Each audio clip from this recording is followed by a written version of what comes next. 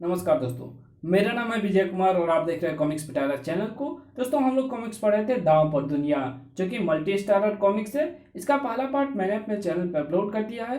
पहले पार्ट में मैंने इस कॉमिक्स को 25 पेज तक कवर कर दिया था।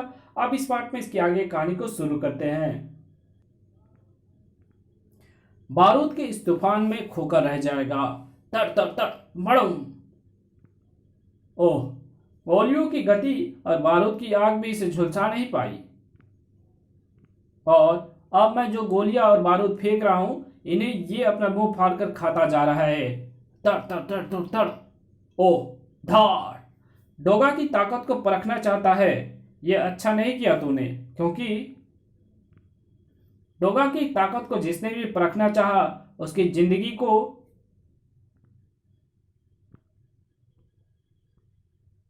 पर लग गए।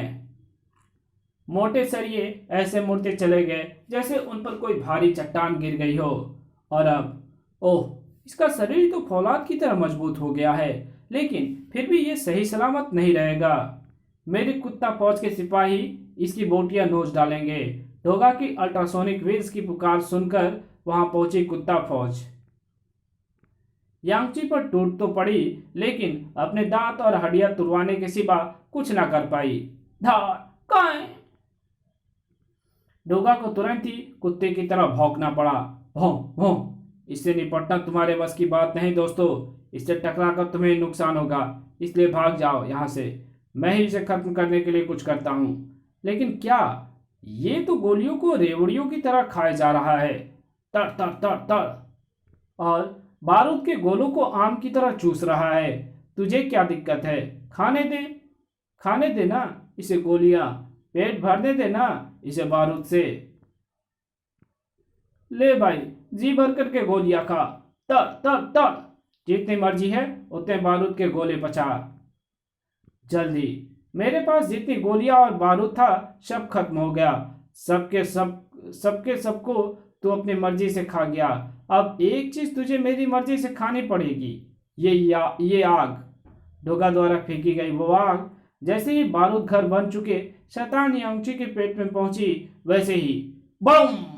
एक भीषण विस्फोट ने वातावरण को हिला दिया और शैतान यांगची के शरीर के इतने टुकड़े कर दिए जिन्हें गिनना नामुमकिन था। इसी के साथ समस्या जड़ से खत्म हो चुकी थी। लेकिन डोगा के मस्तिष्क के किसी कोने में अभी भी वो फांस बनकर अटकी हुई थी। सबसे ज्यादा वजन उठाने के अपने दावों को सच करने के लिए यांगची किसी शैतानी शक्ति को जापान से ही अपने साथ लाया था, या किसी ने इसे यही शैतान बना दिया था। सवाल बहुत टेढ़ा है, लेकिन मुझे इसका जवाब ढूंढना है, क्योंकि हो सकता है इसके जरिए मुंबई में कोई मुसीबत आने वाली हो। मुंबई में तो पता नहीं, लेकिन असम के इन जंगलों में जरूर कोई मुसीबत आने वाली थी, और उसकी शुरुआत जामुरा कबीले के इस क्रीड़ा स्थल से शुरू होने वाली थी। मेरा जुमरा जीतेगा, जा मेरा जुमरा जीतेगा। धर। हर कोई अपनी जीत देखना चाहता था, लेकिन दिखा कुछ और ही। और जो दिखा वो स्तब्ध कर देने वाला ही नहीं, 100 बना देने वाला ही था। दोनों जमुरा पागल हो गए। जान बचाकर भागो। कुछ जान बचाकर भागने की स्थिति में थे। ऐसे ऐसे ऐसों की जान उनका शरीर छोड़कर जाने वाली थी। लेकिन कोई कोई ऐसी मौत ना लेकिन कोई ऐसी मौत मरे, ऐसा असम के जंगलों में बहुत कम होता है, क्योंकि इस जंगल में ऐसे लोगों को बचाने के लिए हमेशा सतर्क रहता है भेड़िया। सही समय पर पहुंचकर मैंने रोका तुम्हें। जाओ, हवा में जाकर अपना अपना दिमाग ठंडा करो। गर्मी ने तुम्हारा दिमाग खराब कर दिया है। भेड़िया जो सोच रहा था, बात वो नहीं थी। अगले ही पल उसे पता चल गया कि उन दोनों भैंसों का दिमाग जंगल की गर्मी से नहीं, बल्कि किसी शैतानी शक्ति ने खराब किया था। ओह, आश्चर्यजनक तरीके से दोनों भैंसों के शरीर एक दूसरे से जुड़ रहे हैं, और उनके शरीर एवं सींगों का आकार भी भयानक हो रहा है। हे देवता, ये मेरी आंखें कैसा शैतानी नजारा देख रही है। उफ, मुझे तुरंत ही संभल कर इसका मुकाबला करना होगा। नहीं तो ये शैतानी भैंसे मुझे कुछ ही नहीं तो ये शैतानी भैंसे मुझे कुछ भी धड़ाक देखने लायक नहीं छोड़ेंगे। भेड़िया ने एक भारी चट्टान उठाकर भैंसे को दे मारी, लेकिन उस शैतानी भैंसे का शरीर चट्टान से कहीं अधिक मजबूत निकला। भड़ाक! उस शैतानी भैंसे ने चट्टान को चकनाचूर कर दिया और अब उसका इरादा भेड़िया को चूर चूर कर देने का था। लेकिन वो बेजान चट्टान नहीं था जो चूर चूर हो जाता, वो तो भेड़िया था और भेड़िया टूटना नहीं तोड़ना जानता है। और अभी भी ये फैसला होना बाकी था कि शैतानी भैंसे और भेड़िए में किसे टूटना था कि तभी अचानक उस पूंछ ने शैतानी भैंसों को जमीन से कई फुट ऊपर उठा लिया, जो तेजी से सरसराती वहां पहुंची थी। और उस पूंछ का वहां पहुंचने का मतलब था कि फैसला होने से पहले ही बीच में आ गया था कोबी। प्यारे भैंसे भैया, भेड़िया कोबी का दुश्मन है, जिसे आज नहीं तो कल, कल नहीं तो परसों कोबी के हाथों मरना है। अब जब तू अभी भेड़िया को मार देगा तो बता मैं क्या झक मारूंगा। इसलिए भेड़िया को मारने का विचार अपने भेजे से निकाल दे और निकल जा यहां से। कोबी ने अपने पूंछ से उस शैतानी भैंसों को उछाला जरूर, लेकिन वो वहां से निकला नहीं, बल्कि कोबी की ही जान निकालने आ गया। भड़ाक! आऊ! अबे तूने कोबी को टक्कर मारी, यानी तेरे भेजे से भेड़िया की मारने की बात नहीं निकली। कोई बात नहीं, मैं तेरे भेजे को ही निकाल देता हूं। धड़ धड़! निश्चय ही कोबी का ये वार किसी का भी भेजा निकाल देने में सक्षम था, लेकिन वो शैतानी भैंसा तुरंत ही संभला और भड़ाक! अब पहले से कई गुना ज्यादा ताकत समाई हुई थी शैतानी भैंसे की इस टक्कर में। तभी तो कोबी जैसे जानवर की आंखों के सामने ही अंधेरा छा गया था और अब वो शैतानी भैंसा उस अंधेरे को मौत के अंधेरे में बदल देने को उतारू था। लेकिन भेड़िया के होते ऐसा कहां संभव था। संभलो कोबी! संभल गया। अब जरा पीछे हट, मुझे इसकी ठुकाई करने दे। मुझे नहीं लगता इस पर इस तरह से वार करने से कुछ होगा कोबी। इसके शरीर में जो अद्भुत और रहस्यमयी शक्ति समाई हुई है वो इसे इतनी आसानी से खत्म नहीं होने देगी और इस तरह ये जंगल में विनाश मचा देगा। इसलिए अगर इसे खत्म करना है तो अपने दिव्य गद्दा बुला। गद्दा बुलाऊं? क्यों बुलाऊं भाई? तू क्या मेरा ताऊ लगा हुआ है जो मैं तेरी बात मानूं? आऊं! धड़ाक! शैतानी भैंसे की इस जबरदस्त टक्कर ने कोबी के कसबल ढीले कर दिए। अबे कोबी के बच्चे, दाल दाल कच्चे, बेवकूफ जानवर, कभी तो किसी बावले की बात भी मान लिया कर। चल गद्दा हासिल करने के लिए पुकार। हे भेड़िया देवता, मदद! जैसे चमत्कारी और प्रलयंकारी गद्दा कोबी के हाथ में प्रकट हुई, वैसे ही उस पर शैतानी सांड को मारने का भूत सवार हो गया। मैंने बहुत मना किया था, मान जा। नहीं माना। धाड़! अब अपने मौत के देवता के पास जा। फच फच! उस शैतानी भैंसे को खत्म करने के साथ ही कोबी ने एक और समझदारी वाला काम किया। ये शैतानी भैंसा आया कहां से? किसने भेजा इसे? इस समय गद्दा मेरे हाथ में है। अगर इसे भेजने वाला भी सामने आ जाता तो लगे हाथ उसका भी तिया पाचा कर देता। इसे भेजने वाला जो भी था, इसका संबंध इस जंगल से तो नहीं है, वरना जंगल के पशु पक्षी मुझे इसके बारे में जरूर बता देते। वो कोई बाहरी ताकत है। तुमने सही कहा भेड़िया दोस्त, हम सबका भी यही सोचना है। शक्ति, परमाणु, डोगा, तिरंगा, एंथोनी, तुम सब यहाँ। हम सबके यहाँ पहुंचने का कारण वो रहस्यमयी और अद्भुत शैतानी शक्ति ही है जिसे तुमने और कोबी ने खत्म किया है, क्योंकि किसी न किसी रूप से हम भी उस शैतानी शक्ति से टकरा चुके हैं। जब हम सब ने अपने प्रोटेक्ट ऑफ द अर्थ के हेडक्वार्टर में इकट्ठे होकर हमारे साथ घटी घटनाओं पर विचार किया तो हमें लगा कि धरती और मानवता पर कोई गंभीर संकट मंडरा रहा है। सभी की सहमति के बाद यह निर्णय हुआ कि हम सब मिलकर उस शक्ति से टकराएंगे और उसके लिए मैं अपनी गति से पृथ्वी का चक्कर लगाकर यह पता करने के लिए निकली ही है कि इस समय विश्व के किस किस कोने में वो रहस्यमय शक्ति सक्रिय है। तभी मुझे तुम उससे जूझते दिखे। यह देखकर मैं तुरंत ही बाकी साथियों को लेने वापस हेडक्वार्टर लौटी और जब तक मैं इन्हें लेकर यहाँ पहुंचती तुम उस शैतानी शक्ति को खत्म कर चुके थे। एक बात तुम सबने नोट की, उस शैतानी शक्ति ने जहां जहां भी अपना प्रभाव दिखाया वहां कोई ना कोई खेल हो रहा था। तुमने एकदम सही पॉइंट पकड़ा तिरंगा। उस शैतानी शक्ति ने सचमुच खेलों को ही अपना निशाना बनाया और इसलिए हमारा उसको ढूंढना बहुत जरूरी है, क्योंकि जहां भी खेल होता है वहां हजारों आदमी मौजूद होते हैं, लेकिन हम उसे ढूंढे कहाँ? कहीं नहीं, मैं यही हूं तुम सबके सामने। मेरा नाम क्या है ये तुम नहीं समझ पाओगे, इसलिए तुम मुझे अपनी पृथ्वी की भाषा में खिलाड़ी कह सकते हो। पृथ्वी की भाषा यानी तुम किसी दूसरे ग्रह से आए हो और पृथ्वी पर जो भी शैतानी घटनाएं घटी वे सभी तुम्हारे इशारे पर हुई हैं।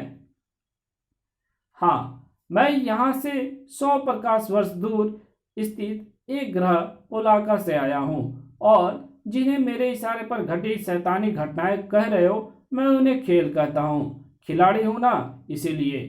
नहीं समझे? मैं समझाता हूँ तुम्हें।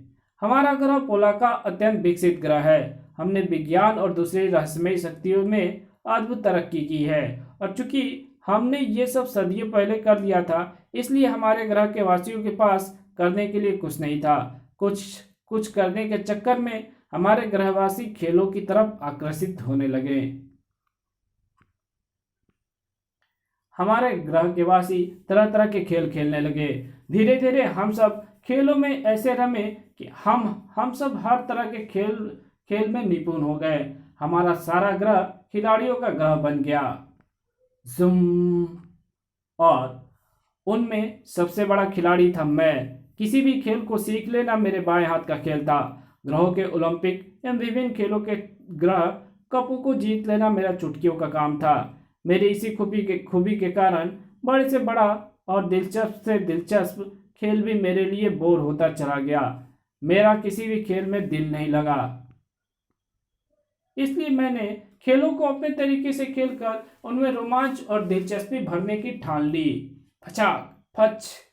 अब मुझे एक बार फिर से खेलों को खेलने में मजा आने लगा, लेकिन मेरे पास उस मजे को मेरे ग्रहवासी और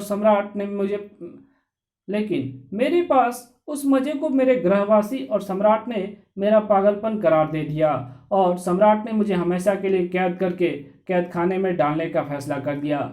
लेकिन जब रक्षकों ने मुझे पकड़ना चाहा तो मैं वहां से भाग खड़ा हुआ। इसी भागदौड़ में मैं पृथ्वी पर आ पहुंचा। यहाँ मैंने देखा कि सारी पृथ्वी के वासी कोई ना कोई खेल खेलने में रुचि रखते हैं तो मेरा दिल बाग बाग हो गया। लेकिन जब मैंने पृथ्वी के खेलों को देखा तो मुझे बड़ी ही निराशा हुई। मुझे यहाँ के सारे खेल और खिलाड़ी एकदम बच्चे लगे।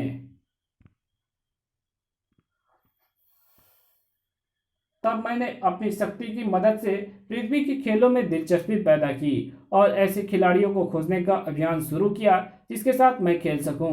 आखिर मेरी कोशिश रंग लाई। तुम सब ने मेरे द्वारा तैयार किए गए खेलों में जीतकर दिखा दिया कि मैं अपने खेल की इच्छा को तुम्हारे साथ खेलकर पूरी कर सकता हूं।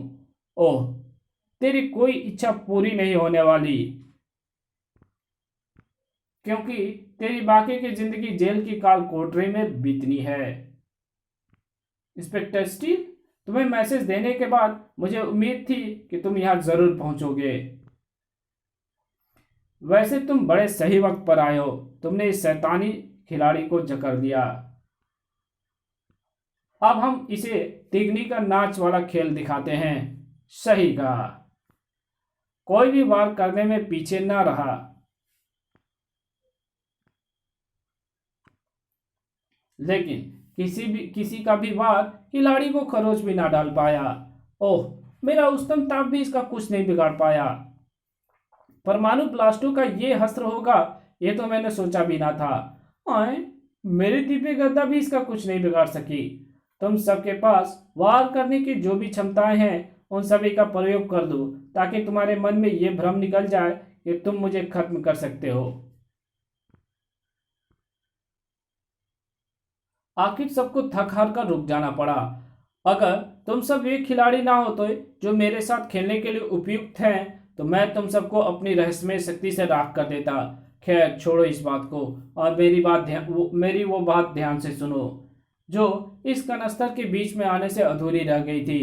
तुम सब मेरे द्वारा तैयार किए गए खेलों में जीत कर आ गए हो। इस बात से यूं समझो कि तुम लीग राउंड से क्वार्टर फाइनल में पहुंच गए हो। अब तुम्हें मेरे द्वारा तैयार किए गए दूसरे खेलों के माध्यम से क्वार्टर फाइनल खेलना होगा। जो इसमें जीतेगा वो सेमीफाइनल में पहुंचेगा और जो सेमीफाइनल में पहुंचेगा वो फाइनल में पहुंचकर मेरे साथ खेलेगा। अगर हम खेलने के लिए तैयार ना हो तो मैं जानता था ऐसा होगा, इसलिए मैं उसकी तैयारी पहले से ही करके आया हूँ 4 मैग्नेट बॉलों के रूप में। असल में ये चारों बॉल वे बॉल हैं जिन्हें मैंने पृथ्वी के आधार स्तंभ की चुंबकीय शक्तियों को भर दिया है। यानी पृथ्वी जिस गुरुत्वाकर्षण की शक्ति से ब्रह्मांड में टिकी है वे सारी शक्ति इन बॉलों में भरी हुई है। अब अगर ये चारों या इनमें से कोई भी एक बॉल नष्ट हो गई तो पृथ्वी डवाडोल होकर अपनी धुरी से अलग हो जाएगी और अंतरिक्ष की गहराइयों में ना जाने कहाँ खो जाएगी। तुम्हें मैग्नेट बलों को हासिल करना होगा और ऐसा तुम तभी कर पाओगे जब मेरे साथ खेलोगे। 2 क्वार्टर फाइनल होंगे और उनमें जीतने वाले को 2 मैग्नेट बॉल मिल जाएगी। एक बॉल सेमीफाइनल जीतने पर मिलेगी और एक फाइनल जीतने पर। एक भी मैग्नेट बॉल को गंवाने का मतलब है पृथ्वी और उस पर बसे सारे प्राणी जगत का नाश। ना करने का तो सवाल ही नहीं था। हाँ, तो फिर अपनी अपनी टीम तैयार करके खेलने को तैयार हो जाओ। यहाँ मौजूद तुम्हारे साथ जो साथी लीग में नहीं खेल पाए उन्हें भी तुम अपने साथ ले जा सकते हो, रिजर्व यानी अतिरिक्त खिलाड़ी के रूप में। तुरंत तुरंत ही 2 टीम बन गई। एक टीम में परमाणु, तिरंगा, डोगा और इंस्पेक्टर स्टील थे। दूसरी टीम में शक्ति, कोबी, भेड़िया और एंथोनी। और जैसे ही दोनों टीम पूरी तरह तैयार हुई वैसे ही सभी के पैरों के नीचे की जमीन इतनी तेजी से घूमने लगी कि कोई समझ ना पाया और ना संभल पाया। शक्ति के साथ साथ सभी का मस्तिष्क घूमने लगा। जल्द ही ओह, ये हम कहाँ आ गए। शक्ति को भी भेड़िया और एंथोनी कहीं दिखाई नहीं दे रहे हैं। उनके यहाँ दिखने का कोई मतलब नहीं है क्योंकि वे इस टीम में नहीं है। वे किसी दूसरी जगह पहुंचे होंगे। लेकिन आप पहुंचे कहाँ हैं? क्या जगह है ये? खिलाड़ी ने निश्चय ही हमें ऐसी जगह भेजा है जहाँ कोई खेला जाने वाला है। बिल्कुल ठीक, यहाँ की एकदम चिकनी जमीन बता रही है कि ये जगह खेल के लिए एकदम तैयार है। लेकिन किस खेल के लिए? चारों सुपर हीरो सोचते रह गए और वो खेल शुरू भी हो गया जिसका आगाज ही बता रहा था कि वो खेल मौत का खेल था। धाड़ धाड़, और उसमें बाजी पर चारों की जिंदगियां लगी हुई थी। लेकिन जिंदगी की परवाह करने वाले कहाँ थे वे चारों? चिम धाड़ पड़ाम कच। चारों पूरी ताकत और एकाग्रता से उस खेल को खेलने में जुट गए जिसमें उन्हें हर हाल में जीतना ही था। और लेकिन मौत के खेल में जीत इतनी आसान नहीं थी और ये बात जल्दी चारों खिलाड़ियों की समझ में आ गई। ओफ, पीले और काले रंग की तरह तरह की मुसीबतें हमसे आकर टकरा रही हैं और मुझे इन पीली और काली मुसीबतों का एक ही मकसद नजर आ रहा है, हमें उन गड्ढों में गिराना जो इस चिकनी जमीन के चारों तरफ बने हुए हैं। हम में से कोई उस गड्ढे में ना गिर पाए इसका हमें पूरा ख्याल रखना है क्योंकि पीली और काली मुसीबत में से जो भी इन गड्ढों में गिर रही है वो गड्ढों के नीचे मौजूद नेट में गिरकर बुरी तरह फंस कर रह जा रही है। हम गिरे तो हमारा भी यही हाल होगा, इसलिए संभल कर खेलो, बहुत संभल कर। ओफ, क्या खाक खेलें? मेरी तो समझ में अभी तक ये नहीं आया कि आखिर ये खेल कौन सा है। ये तो अभी तक मैं भी नहीं समझ पाया हूँ। इन चारों खिलाड़ियों को अभी तक खेल भी नहीं समझ में आया था। इस कहानी को यहीं खत्म करते हैं। इसके आगे कहानी पढ़ेंगे इसके पार्ट 3 में। तो मिलते हैं इसके पार्ट 3 में, तब तक के लिए बाय। वीडियो अच्छी लगे तो वीडियो को लाइक कर देना, चैनल पर नया आया हो चैनल को सब्सक्राइब कर देना, और इस वीडियो को जहाँ जरूरत हो वहाँ इसको शेयर कर देना और एक अच्छा सा कमेंट भी कर देना।